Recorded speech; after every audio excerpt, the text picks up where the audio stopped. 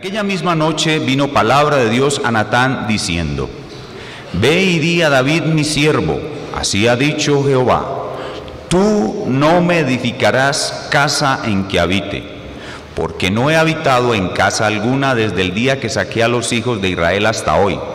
Antes estuve de tienda en tienda y de tabernáculo en tabernáculo, por donde quiera que anduve con todo Israel. Hablé una palabra a alguno de los jueces de Israel, a los cuales mandé que apacentasen a mi pueblo, para decirles: ¿por qué no me edificáis una casa de cedro? Por tanto, ahora dirás a mi siervo David: así ha dicho Jehová de los ejércitos, yo te tomé del redil, de detrás de las ovejas, para que fueses príncipe sobre mi pueblo Israel, y he estado contigo en todo cuanto has andado, y he cortado a todos tus enemigos de delante de ti, y te haré gran nombre como el nombre de los grandes de la tierra. Asimismo he dispuesto lugar para mi pueblo Israel, y lo he plantado para que habite en él, y no sea más removido, ni los hijos de iniquidad lo consumirán más, como antes y desde el tiempo que puse los jueces sobre mi pueblo Israel, mas humillaré a todos tus enemigos. Te hago saber además que Jehová te edificará casa, y cuando tus días sean cumplidos para irte con tus padres, levantaré descendencia después de ti, a uno de entre tus hijos, y afirmaré su reino. Él me edificará casa, y yo confirmaré su trono eternamente. Yo le seré por padre, y él me será por hijo. Y no quitaré de él mi misericordia, como la quité de aquel que fue antes de ti, sino que lo confirmaré en mi casa y en mi reino eternamente, y su trono será firme para siempre. Conforme a todas estas palabras y conforme a toda esta visión, así habló Natán a David. Para ubicarnos en el contexto de nuestro pasaje, vamos a retroceder un poco en el tiempo. Vamos a ubicarnos en las clases anteriores, cuando estudiamos cómo David pudo llevar el arca del pacto a la ciudad de Jerusalén en la forma correcta como Dios lo había ordenado. ¿Recuerdan los incidentes que David tuvo con Usa, que tocó el arca, y con Mical, la mujer de David, quien lo menospreció? Eso antecede al texto que estamos estudiando hoy. Además, en este tiempo, dice el pasaje paralelo, que Dios había dado a David paz sobre todos sus enemigos. Le había dado un tiempo de reposo sobre todos sus enemigos. Ahora, David quiere dar un paso más y construir un templo. Pues él es el rey conforme al corazón de Dios, y fue puesto como rey para eso, para avanzar el reino de Dios. Y el templo y la adoración pública a Dios es el corazón de dicho reino. Pero Jehová es Rey de reyes, y Él decide qué papel tiene cada uno en su reino, y esa misión no le corresponde a David. Teniendo esos hechos como trasfondo, Dios avanza mucho más su reino al hacer un pacto con David, y en él revela algo maravilloso sobre el que será el Salvador de una nueva humanidad y quien establezca el reino eterno de Dios, el que será el Rey eterno del linaje de David, el que será llamado el Hijo de David, el Hijo de Dios. El tema pues de nuestro pasaje es el pacto que Dios hace con David. En los hechos relacionados con la construcción del templo, Dios establece un pacto con David y revela detalles importantes sobre el Mesías y su reino. Un reino y un rey eternos y universal del linaje de David. Y el título que le hemos puesto a nuestro mensaje en el día de hoy es Mi Rey Eterno. Y en nuestro pasaje vamos a ver tres cosas en el marco de la construcción del templo. Veremos en primer lugar cómo Dios permite una petición a su rey en los versículos 1 y 2. En segundo lugar, veremos cómo Dios niega la petición a su rey en los versículos 3 al 6. Y veremos en tercer lugar cómo Dios supera la petición de su rey. Es decir, David le pide hacer algo por el reino y Dios le niega lo que él pide, pero le da muchísimo más de lo que él pide. Eso es lo que me refiero cuando digo que Dios supera la petición de su rey en los versículos 7 al 15. Y este tercer punto del mensaje es el más importante. En él veremos las tres cosas que Dios le jura a David. Dios le jura un lugar eterno, Dios le jura un reposo eterno y Dios le jura a David un rey eterno, un hijo suyo que será rey eterno.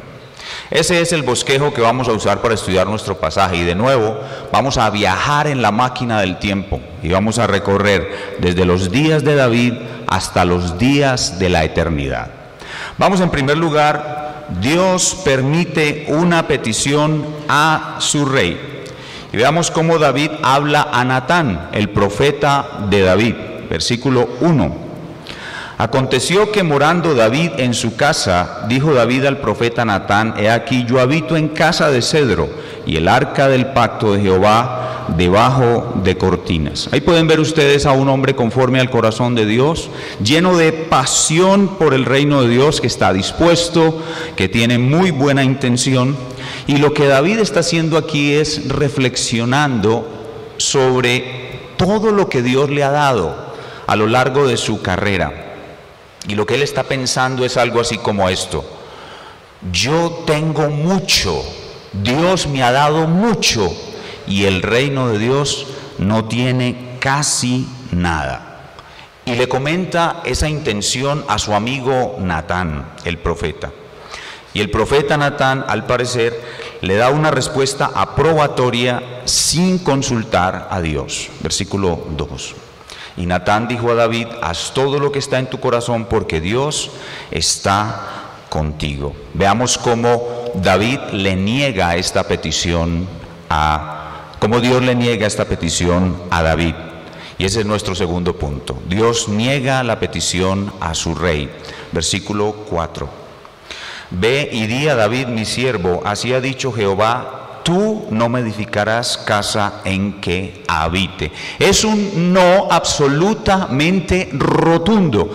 Y Dios le da la razón. La razón es: mira, David, yo no le he pedido a nadie en Israel hasta ahora que me construya una casa de cedro.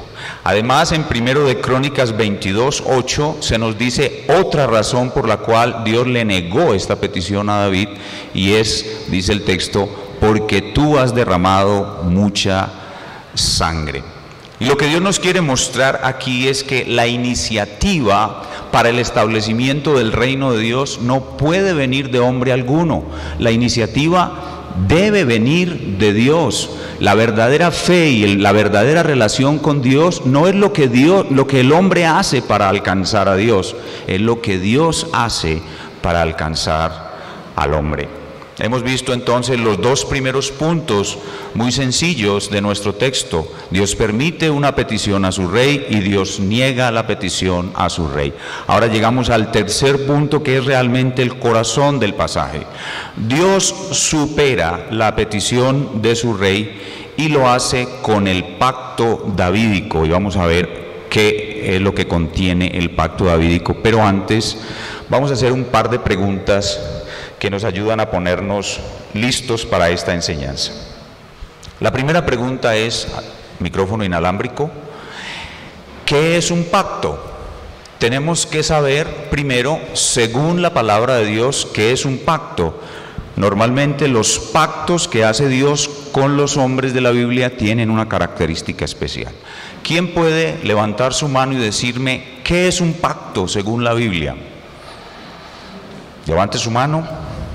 ¿Qué es un pacto? Hermana Beatriz, pásele por favor el micrófono a la hermana Beatriz. Muy bien, esa es la definición usual, habitual de pacto, y en la Biblia hay ese tipo de pactos, pero los pactos que Dios hace con el hombre tienen otra característica, mayoritariamente son de otro tipo. ¿Quién sabe cuál es el tipo de pacto? Hermano Jaime, pásele el micrófono, ahí está cerquita, hermano Jaime. Sí, los pactos que Dios hace con su pueblo y con los hombres que son mediadores son incondicionales, pero ¿cómo se define esa promesa incondicional que Dios le hace a su pueblo y a esos hombres? Hermana Andrea. Es un compromiso. Es más que un compromiso. ¿Nadie sabe qué es un pacto en esta iglesia? ¿Quién más? Es un juramento, esa es la mitad. Vamos en la mitad, Carlos. Es correcto, ahora sí, ayudándose los unos a los otros, dieron la respuesta. Los pactos que Dios hace con su pueblo y con los mediadores de su pueblo en la Biblia son una promesa acompañada de un juramento. Un pacto es una promesa juramentada. Una promesa juramentada. Para recordarse de eso, piensen en el matrimonio. ¿Qué es el matrimonio? Es una promesa de compañía, la cual acompañamos de un juramento de que lo vamos a cumplir para toda la vida. Muy bien, primera pregunta antes de ver el pacto davídico. ¿Qué es un pacto? Es una promesa que hace Dios acompañada de un juramento, es decir, Dios promete y jura. Segunda pregunta, ¿cuáles son los pactos que Dios ha hecho y que están contenidos en toda esa enseñanza bíblica que llamamos teología del pacto? Menciónelos todos, uno por uno y en orden. Levanten su mano.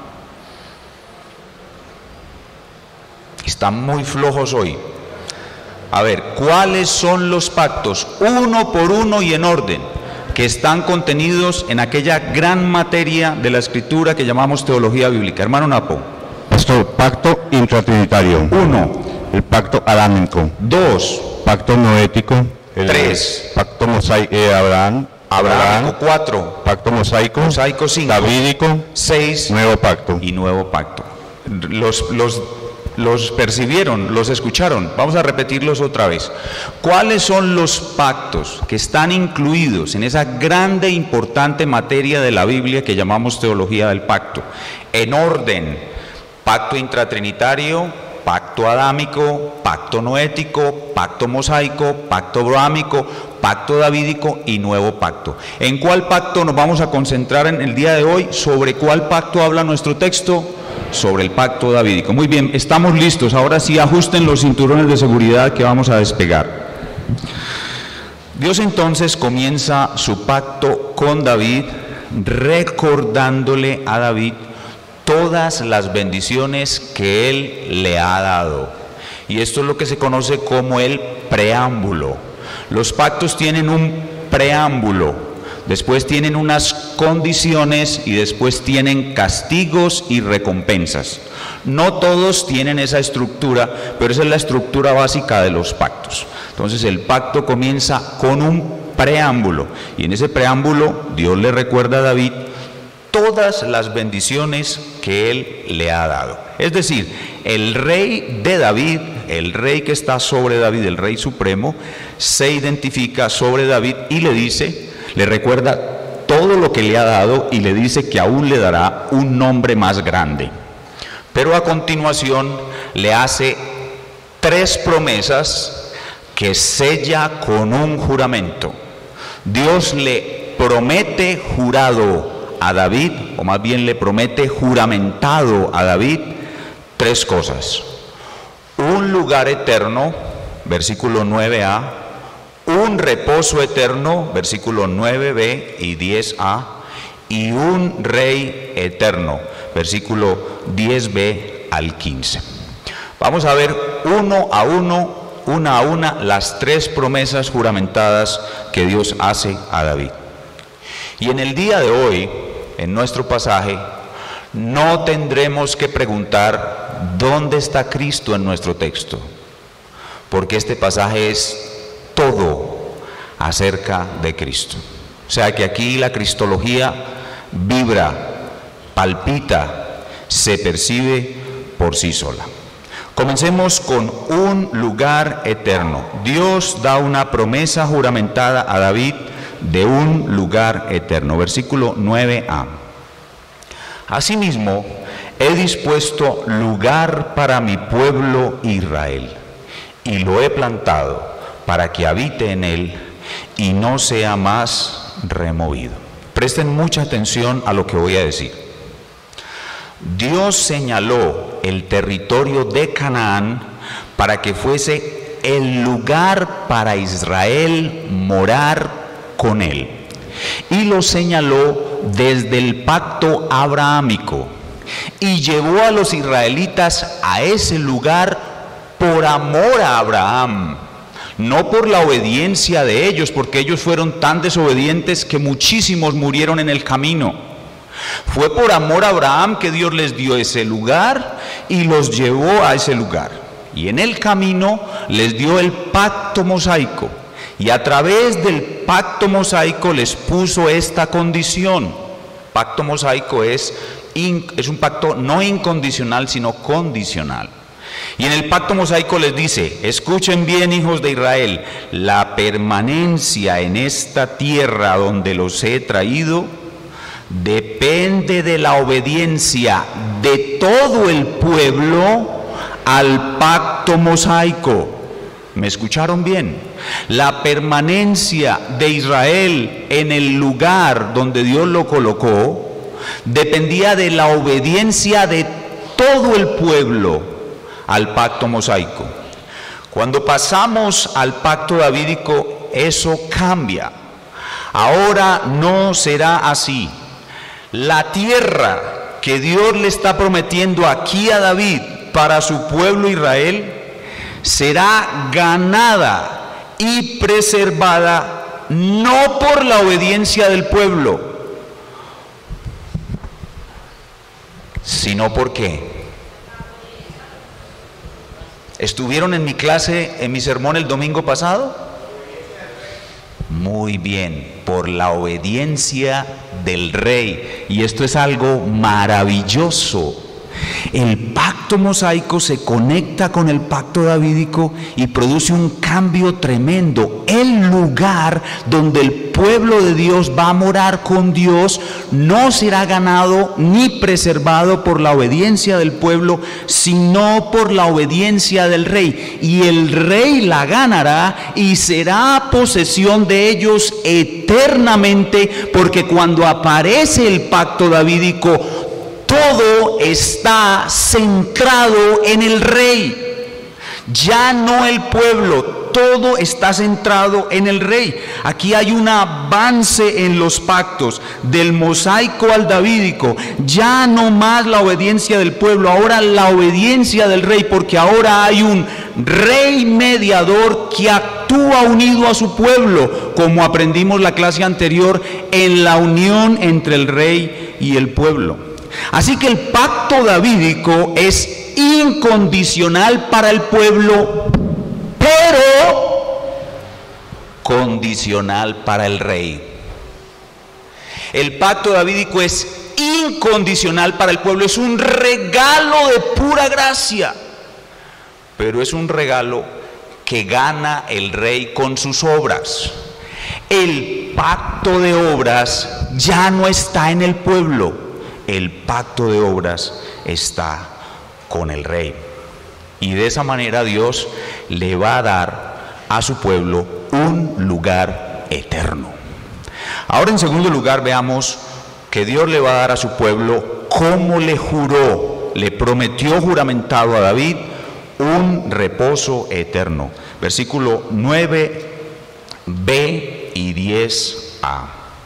Dice: ni los hijos de iniquidad lo consumirán más como antes, y desde el tiempo que puse los jueces sobre mi pueblo Israel, más humillaré a todos tus enemigos. Aquí está claro que el pacto de Dios con David indica la destrucción para siempre de todos los enemigos del pueblo de Dios.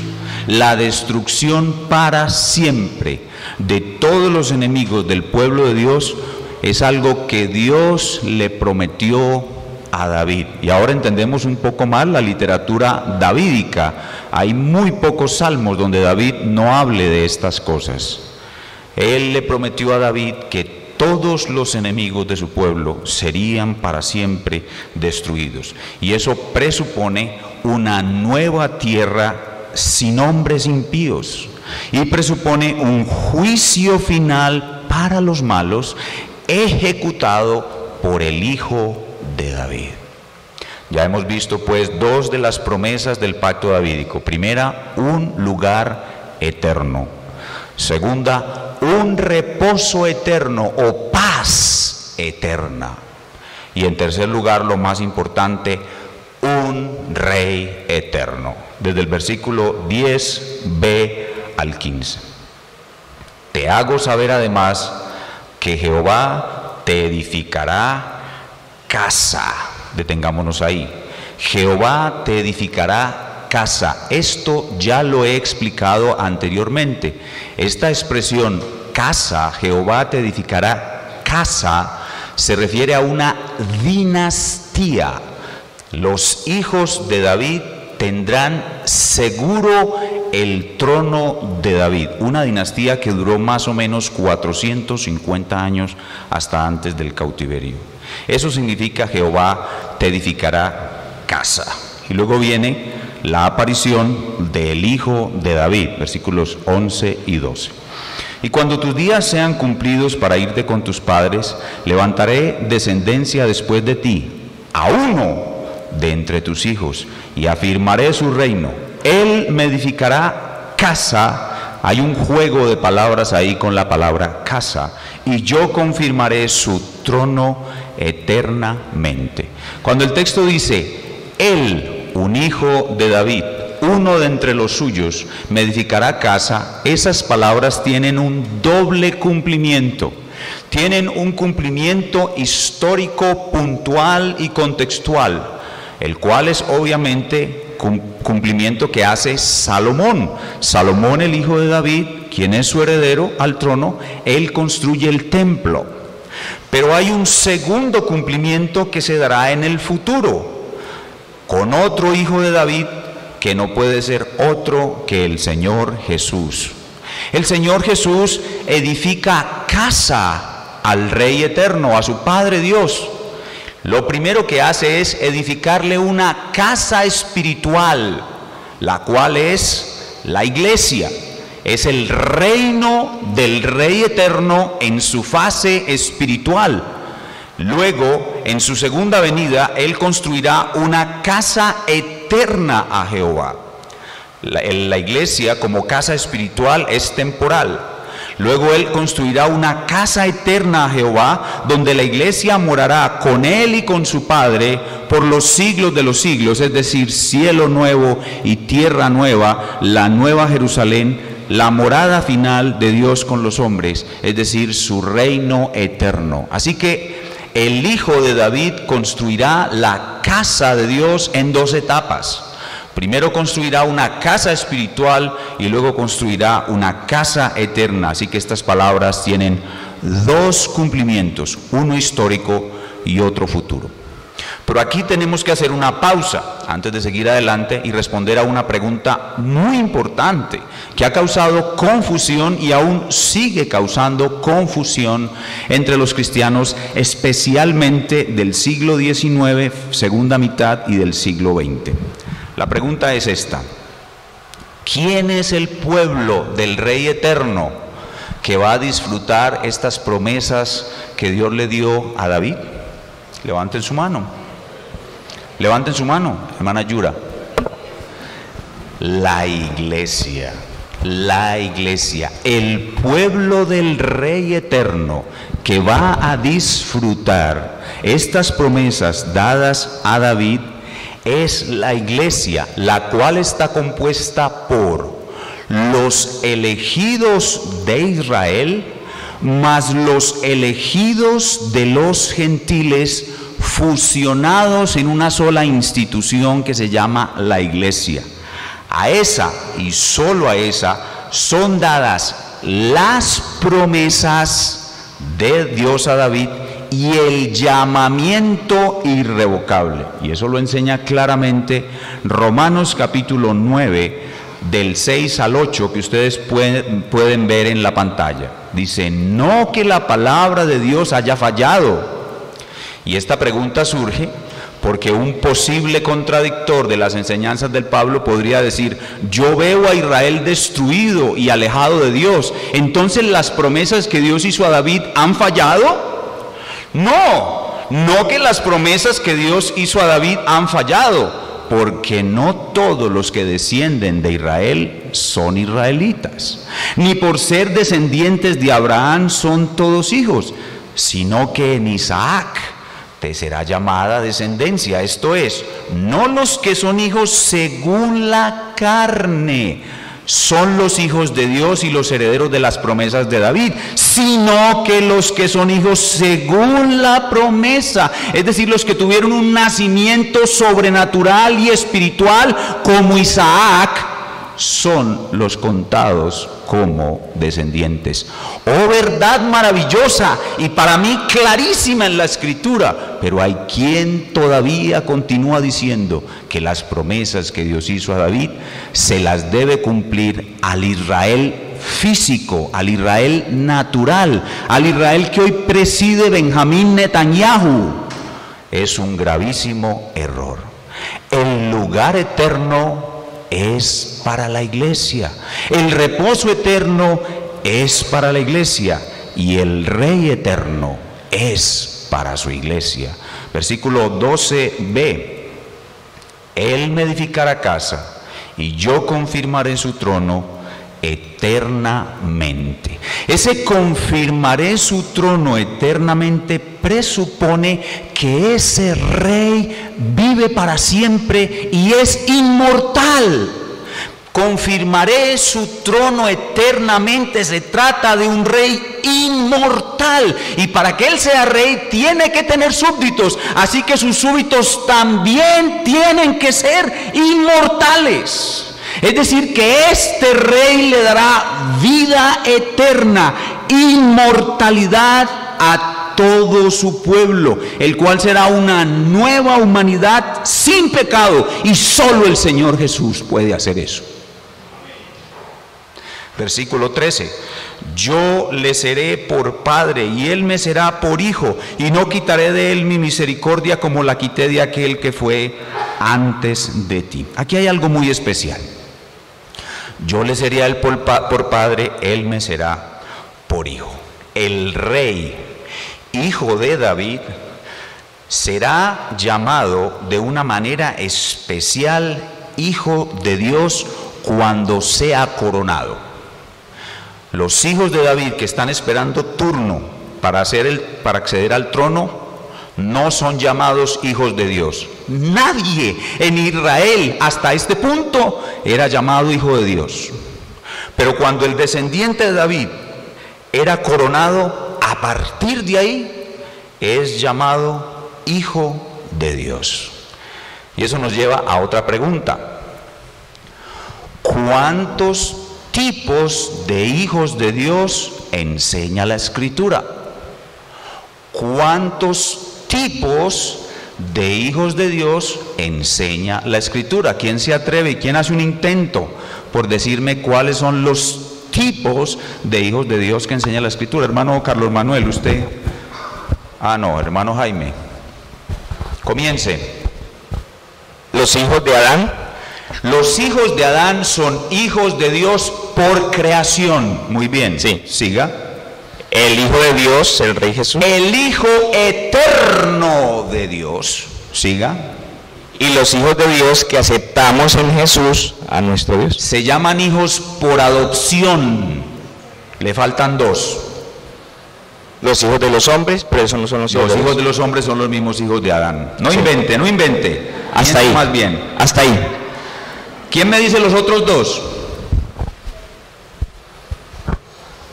Falta el Hijo Nacional de Dios. ¿Quién es el Hijo Nacional de Dios? Y el quinto lo acabo de decir, el Hijo Real de Dios. El Rey es llamado Hijo de Dios. Es el único en Israel que es llamado Hijo de Dios. Vamos a volverlos a mirar. Hijo eterno, solo Jesús. Hijo por creación, Adán y sus hijos. Hijo nacional, Israel. Hijos por adopción, nosotros los creyentes. E hijo real o regio de Dios, que es solo el Rey. Solo el Rey. Y de nuevo, ¿esto para qué? Para mostrar que todo está centrado en Él. Ya no hay nada que tenga que ver con el pueblo. Todo está centrado en Él. Todo está centrado en el Hijo de Dios. Con lo que Dios le está diciendo aquí a David es esto: tu hijo será mi hijo y él me hará casa. Pero también lo podemos decir en la otra dirección. Dios le dice a David: mi hijo eterno llegará a ser tu hijo natural. Es decir, mi hijo, que es tu padre, será también tu hijo. Y por esa razón es que Jesús es la raíz de David y el hijo de David, el padre de David y el hijo de David. ¡Wow! ¡Qué maravilla! Esto lo deja uno asombrado. Y dice en el versículo 13b: y no quitaré de él mi misericordia como la quité de Saúl. Y aquí tenemos una promesa incondicional para los hijos de David, en contraste con lo que Dios hizo con Saúl. Hasta que no llegue el Rey eterno, Dios no quitará su misericordia de los descendientes de David, por malos que sean. Esa es una promesa incondicional. Pero una vez llegue el Hijo de David, el gran Rey eterno, en este pacto hay una parte condicional que a él le corresponderá cumplir. Y en el pasaje paralelo se nos muestra, en 2 de Samuel 7:14, Dios dice que él, si desobedece, el Rey eterno, si desobedece, será castigado como Dios castiga a los hombres. Y mucho más claro, en 1 de Reyes del 9, del 4 al 9, se muestra que para que las promesas del pacto davídico lleguen a ser una realidad, el Rey, hijo de David, tiene que obedecer perfectamente todas las leyes de Dios. Solo el Rey perfectamente obediente tendrá el reino eterno. Así que en el pacto davídico tenemos una parte incondicional que es para el pueblo y para los mismos hijos de David, y una parte condicional que es solamente para el hijo de David. Como ya dije entonces, en el pacto mosaico la obediencia era requerida de todo el pueblo. En el pacto davídico solo del rey. Y esto conecta el pacto davídico con el nuevo pacto, y esto se puede cumplir solo en el Señor Jesús. Así pues, que el pacto con David es todo acerca de Cristo. En otros pasajes del Antiguo Testamento se muestran imágenes de este reino eterno, del rey en su reino eterno. Por ejemplo, Isaías capítulo 11, versículos del 1 al 8, muestran que el lobo y el cordero se apacentarán juntos, y dice: lo dilatado de su imperio y su santa paz los confines alcanzarán. Esas figuras son figuras del reino eterno. Y por eso el Nuevo Testamento comienza con la genealogía de Cristo, para probar que Cristo es aquel hijo de David a quien se le daría el reino eterno. Miren en la pantalla lo que dice Lucas 1, del 31 al 33. Y ahora concebirás en tu vientre y darás a luz un hijo, y llamarás su nombre Jesús. Este será grande y será llamado Hijo del Altísimo, y el Señor Dios le dará el trono de David su padre, y reinará sobre la casa de Jacob para siempre, y su reino no tendrá fin.